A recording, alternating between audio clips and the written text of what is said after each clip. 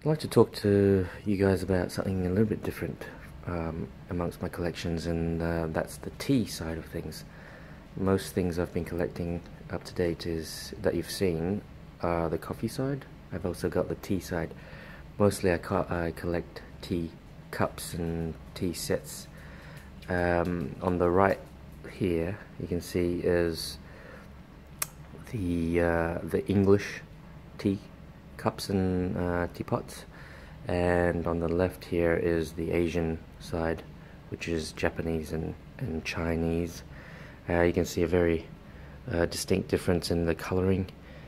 The Asian tends to go darker, and the English seems to be on very white porcelain china. So what I'd like to concentrate on is really the vintage tea sets, which is the English side. I don't really know a lot about the Asian side of it, other than, you know, they're very pretty, intricate, but by no means are they antique or vintage, I would say, because even today they craft these types of teapots and tea sets. Whereas what's more interesting to me is the English tea sets and trios. These are what you call trios, where you have a bread plate, a saucer, and a teacup. That's a trio, and all my collections are made in England. They are vintage. They are definitely not antique. An antique in general is, I think, anything above 100 years old, and these sets are anywhere from 60 to 20 years old, I would say. What's interesting about the English side of things is obviously they don't make them anymore. Most of the English kilns and potteries are now, I guess, given over to the Asian, the Indonesian, China kilns, and which is a bit of a shame. However, that's what makes it more interesting for me, because what I'm trying to collect is something a bit more rare and not made today. So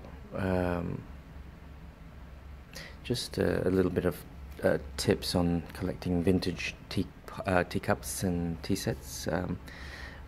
Let me just have a look here. What I tend to look out for is where you have these golden gildings. It's gilded. That's where they apply gold powder or gold leaf to a solid surface, and that's called gilding or gilded. And something that's been gilded is called gilt. So this is gold gilt.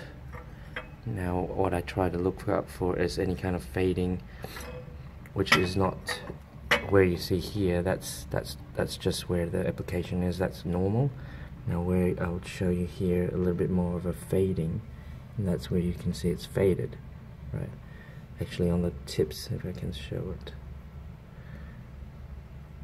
on the actual tip of the rims here, you can see a little bit of fading, whereas here it's solid, which is a good clean set with no fading.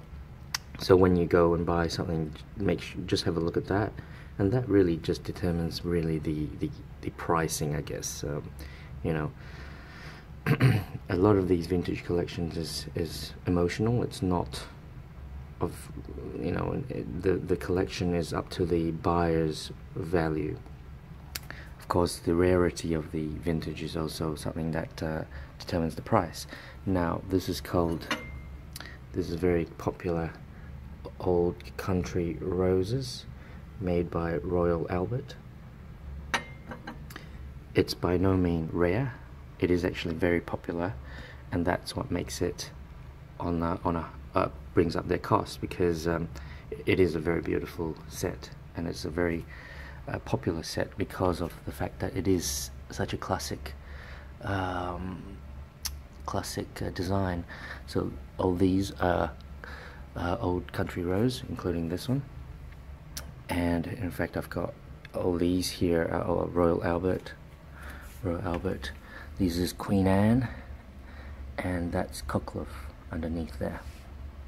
So the other things to look out for are chips, cracks. You know, try to avoid any kind of chips or cracks.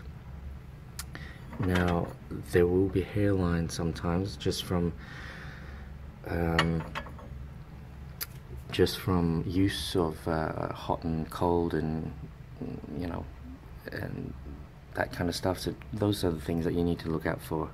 And if you like a design but it has a little bit of a hairline which is inside of the cup but not on the outside, so it hasn't gone right through, it's still okay. But obviously you'd bargain for something a little bit cheaper on the price. But again, it's all up to the buyer. There's no right or wrong in buying, other than, do you like it? If you do, buy it. Yeah. The other thing is we do use these. My wife tends to bring them out every now and again for her high tea parties with the ladies. Keeps me out of trouble for all the stuff I buy on my coffee equipment. So I'm happy she's happy. And in any case, you know, it is a beautiful. I feel it's a beautiful type of collection, something very unique in the sense of there's so many designs out there, and again, it's a history, you know. It's something that's not made anymore in a country that has a long history in pottery, in China, you know, and it's a shame, and it's a good thing to try to preserve these. Eventually it will become antique, and hopefully people do use them with care and not just put them into dishwashers, etc. And you know, our children and the ones after that will still enjoy these for the times to come. But yeah, so that's my English tea cup collection, high tea and vintage. So yeah, go out and collect yourself. Thanks.